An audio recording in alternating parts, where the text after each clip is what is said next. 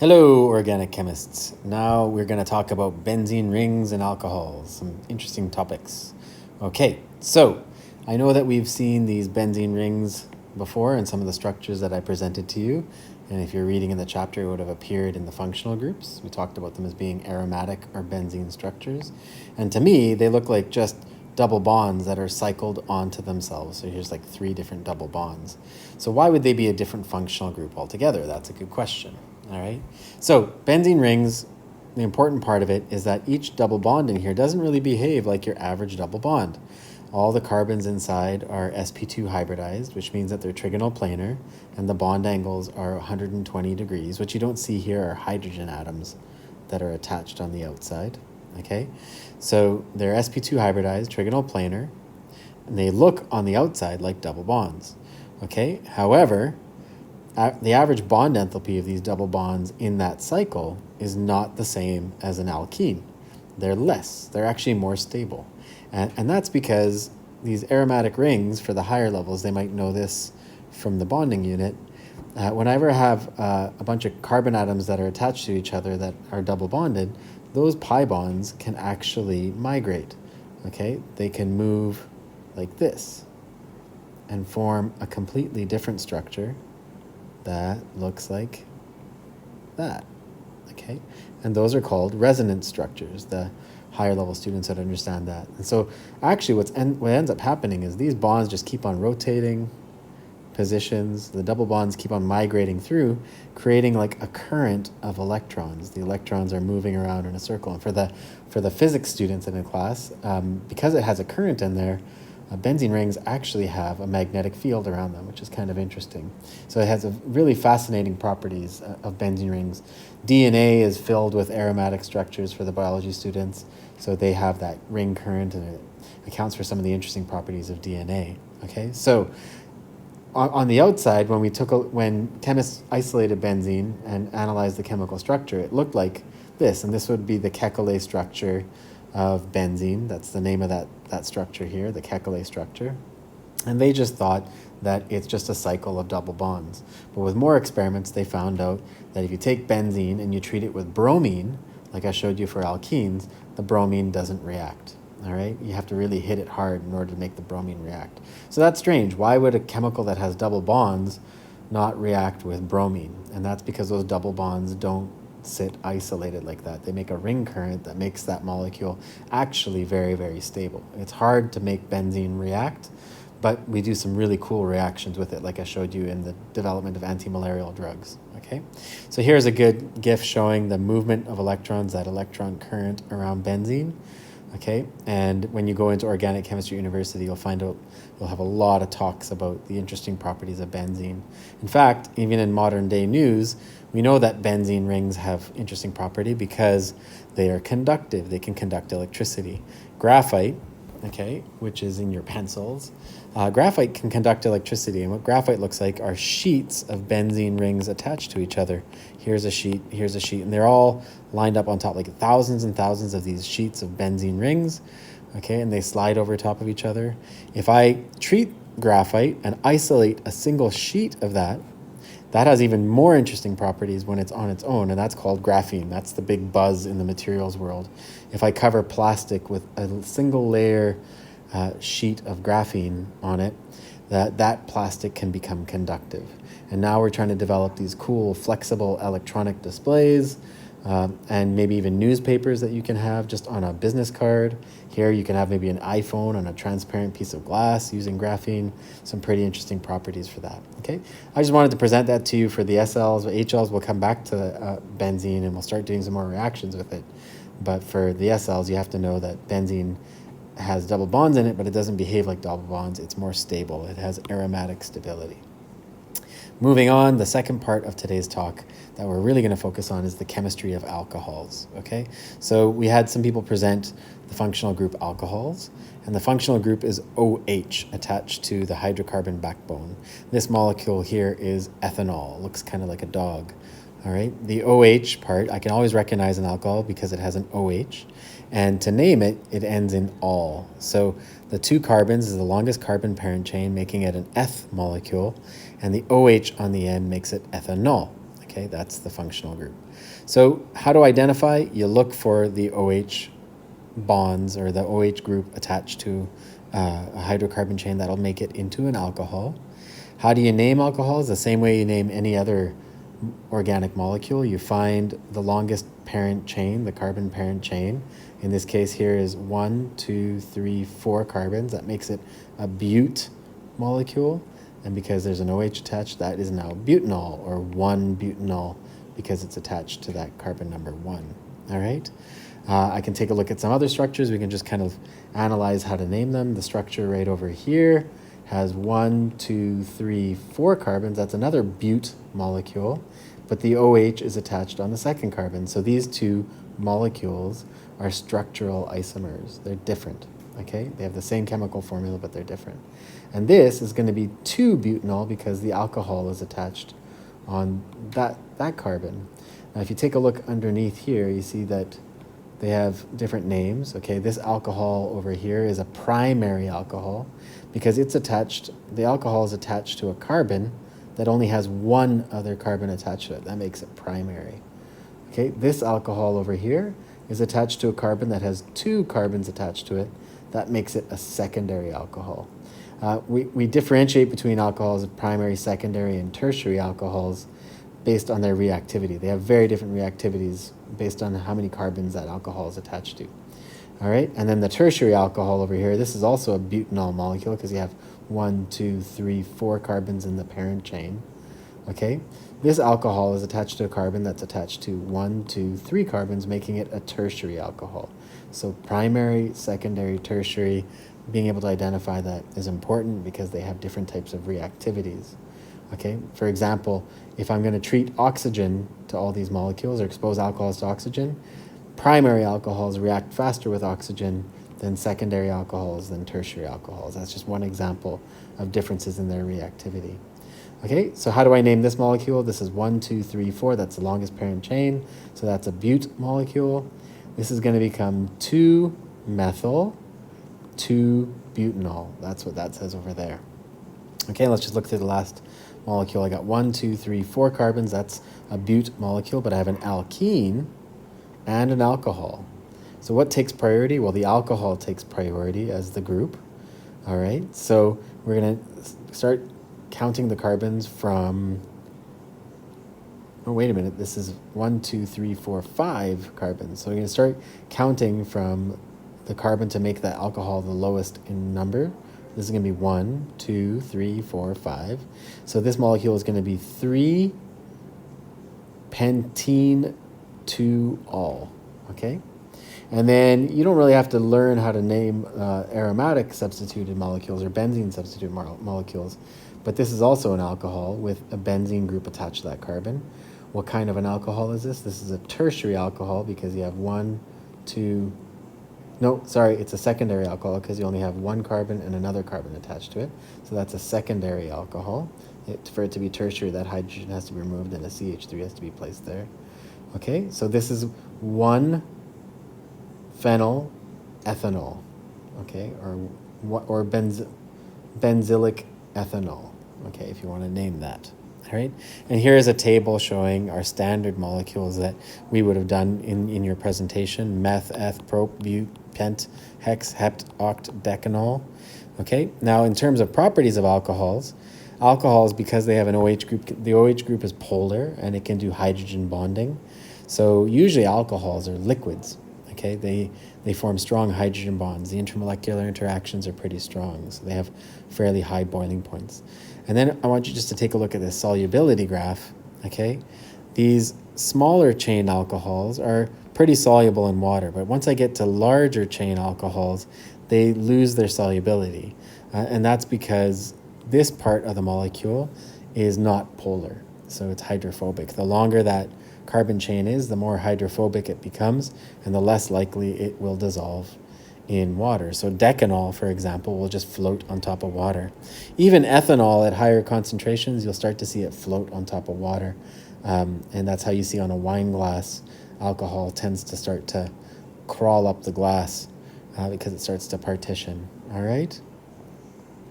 So now the second part of our talk for alcohols is analyzing the chemical reactions that alcohols undergo. All right. All these red arrows represent the reactions that alcohols undergo, and all these black arrows represent reactions to make alcohols. So in our previous talks, we looked at these two functional groups, alkyl halides and alkenes, and I showed you how to make an alcohol. All right. These guys we haven't talked about yet, but I can take a carboxylic acid, I can take an ester, and I can take an ether, and with certain chemical reagents, I can convert them into alcohols. That's beyond the scope of this course, but interesting for you guys to know. So this is like a cookbook. When I look at a molecule as an organic chemist, which I am, okay, when I look at a molecule, I can think of what I can do with it, and I can think about how I can make it from other reagents I can find. All right, and I memorize all these different types of reactions. I have them in my memory. I'm like an alchemist. All right, so starting with this alcohol, what we're going to learn in these next few sections is how to turn them into acids or aldehydes using oxidation reactions. This reaction we're not going to learn, but that's how to turn an alcohol into an ether, not difficult. And these two we're going to learn, where I can turn an alcohol into an alkyl halide, and I can turn the alcohol back into the alkene that it was made from. All right. So the first reaction we're going to talk about is converting alcohols into alkyl halides. And that's pretty simply done by making sure there's no water. No water can be in the environment. If I treat these alcohols with really concentrated HCl, almost like the gaseous HCl, that would be the best, I can convert the alcohols into alkyl halides, removing water. So I'm dehydrating these molecules and putting in the halides instead. Okay. Now to show you, this is beyond the scope of the course, but to show you kind of what you would do at university, not only do you have to know the reaction, you'd have to be able to show the mechanism for that reaction. The higher levels will have to do this in a few classes. But if I take that primary alcohol, okay, this is a carbon atom here. It has two hydrogens. The stick structure here, every little zigzag represents a carbon with hydrogens attached to it. So you can imagine that. That's just a quick way that chemists would draw those structures. So that is propanol. And if I treat propanol with HBr, remember, H is going to be plus, Br is minus. This lone pair on that water, or that alcohol, is going to be attracted to that H plus. And it's going to remove that H plus from that Br, breaking that bond, and making this molecule. Water hates to be positively charged that way, so it wants to leave. It'll want to leave as that oxygen, hates to be positively charged, so it'll want to leave. And what we're left with is a bromine anion. The bromine anion can come back and steal that hydrogen and go back to what it started with, but that wouldn't be a reaction. On the other hand, what the bromine atom sees is that this carbon is going to be losing a lot of electrons to its neighbor oxygen, which is screaming for electrons. So what the bromine sees is on the other side of that carbon, it sees a really strong positive charge. That bromine is going to be attracted in, and as it's attracted in, that negative charge, or its electrons, are going to repel the electrons in oxygen, kicking it off. These are little arrows that I'm drawing here. And now I will be left with the halide plus water, okay, which is what we make in that reaction. So that's the reaction mechanism.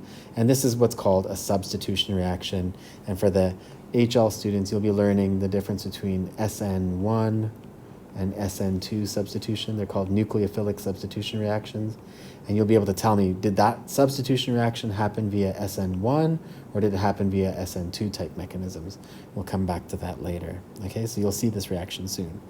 The next reaction is converting alcohols into alkenes. Okay, you can see that starting with 2-butanol, 2-butanol is a secondary alcohol. If I treat it with acid in the presence of a lot of heat, okay, I can make an equilibrium reaction where it's going to make the alkene, and the alkene can make it go back to the alcohol as well. So they're going to go back and forth, as you learned in equilibrium. And out of this reaction, I can make two different products. I can make this product, or I can make this product. What's the difference? Well, this double bond is being formed between two carbons that have, this carbon has a CH3 attached to it, and this double bond is being formed between carbons that don't have any CH3s attached to it. It says that this is the major product and this is the minor product. And that's because of that Markovnikov principle that I talked about in the last presentation. The double bond is going to be most stable, or most, that it's not really most stable, but it's most likely going to be formed, okay, in a position where the carbon atoms are more substituted with alkyl groups. Okay, that's what we see here. On this side, it's not substituted with that many alkyl groups. This one has one carbon with an alkyl group, and that carbon has an alkyl group. This carbon is the only one that has an alkyl group. That one only has hydrogen, so it's the least favored product, and that's the major product, okay? And that's converting alcohols into alkenes. And the mechanism behind this, for the HLs, are elimination reactions. And just like we had SN1 and SN2, you also have E1 and E2 mechanisms. So for the HLs, you're going to be able to differentiate between E1 and E2 very soon. So how this reaction works, I'll quickly draw it out. Okay, if I have carbon, carbon, carbon, alcohol, and here's another carbon.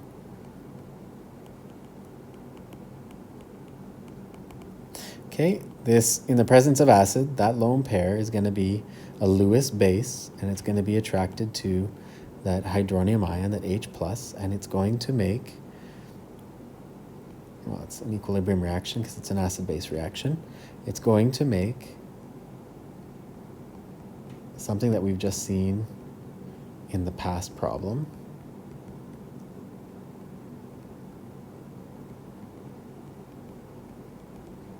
Okay, and now that carbon is in a tough situation.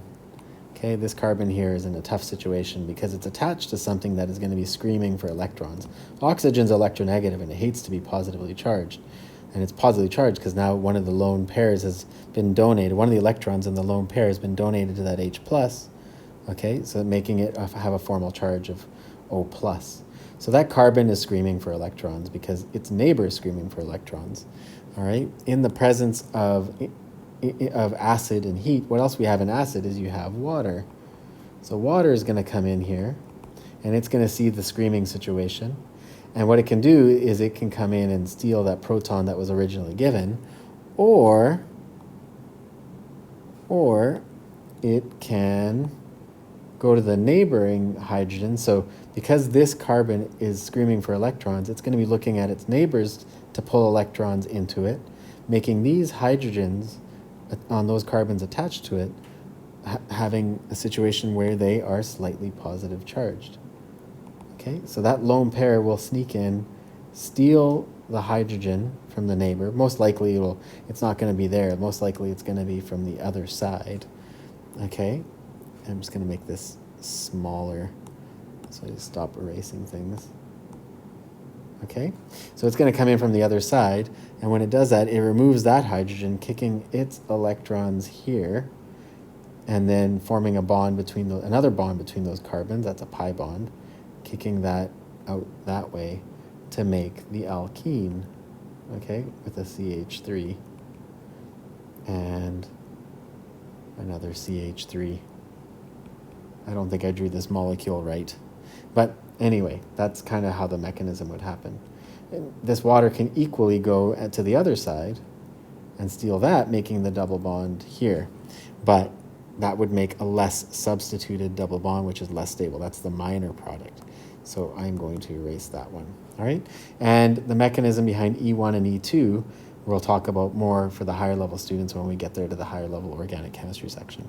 All right, so that's an elimination reaction. Going back to that, elimination reaction would take an alcohol in the presence of acid and heat, would take a molecule of water out, so H and OH would be removed from the molecule, leaving behind a double bond, an alkene. All right, and then the last reaction for alcohols that we need to know for standard level is what Emmanuel did for his IA, where he was investigating oxidation of alcohols.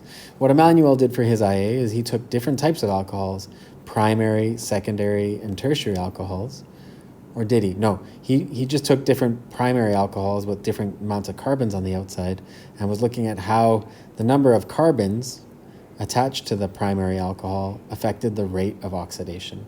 So when you treat an alcohol with an oxidizing agent, okay, dichromate, the chromium ion, the oxidation state of that chromium ion is, I think, +5 or plus, we can figure that out. Why not? Why I don't have to go back and memorize it when we can just figure it out. So oxygen is -2, potassium is +1. So that's going to be -14, +2, -12. All right. What do we have for chromium? Chromium is going to be +6. So each chromium atom is +6. All right. So that chromium atom is highly positively charged. All right. And it's going to remove electrons. It's going to oxidize that isopropyl alcohol and create chromate. All right. And that chromate is, the product chromate is going to be Cr3. Okay, so each chromium atom is going to remove electrons from the oxygen from that molecule to make chromium-3. So the dichromate is going to be reduced and the oxygen is going to be oxidized. Okay, so in this example, I have a secondary alcohol, isopropyl alcohol, being treated with dichromate and acid. And when I do that, it's going to oxidize and remove a H, okay, actually remove 2 of those H's to make a functional group called a ketone. Okay, so for secondary alcohols, that's where the reaction will stop. However, if you take a look down here, if we do the same reaction with primary alcohols, it's going to make that double bond, that C double bond O, which is going to be an aldehyde. But then that aldehyde will continue to oxidize and it will make a carboxylic acid. So primary alcohols in the presence of dichromate will make carboxylic acids. All right. If I try to stop the reaction and poison it along the way, there's ways you can do that. I can make the reaction stop at the aldehyde before it went to the carboxylic acid. All right. But if I take a secondary alcohol and I treat it with the dichromate, it will stop at the ketone. There's no hydrogens left. It's stuck. There's no way I can oxidize that molecule anymore. All right. So one way that police can test your breath for alcohol is they'll make you breathe into a breathalyzer that has dichromate inside of it. And those dichromate crystals are orange. When dichromate comes in contact with alcohol, it'll immediately oxidize and the dichromate's going to reduce and become chromium-3+. And what we know from your redox unit is that these transition metals change color when they undergo redox reactions, and Cr3+ is a blue color. So if I was putting the alcohol in solution with dichromate is yellow, and then when it comes in contact with the alcohol, it will turn blue. And then we know that there's definitely alcohol in somebody's breath. Based on the color, the amount of color change in those machines, they were able to tell exactly the % of alcohol in your breath and then arrest you if you had too much alcohol. All right, that's it for our carboxylic acid, or not our alcohols. And next class, we'll be doing different stuff.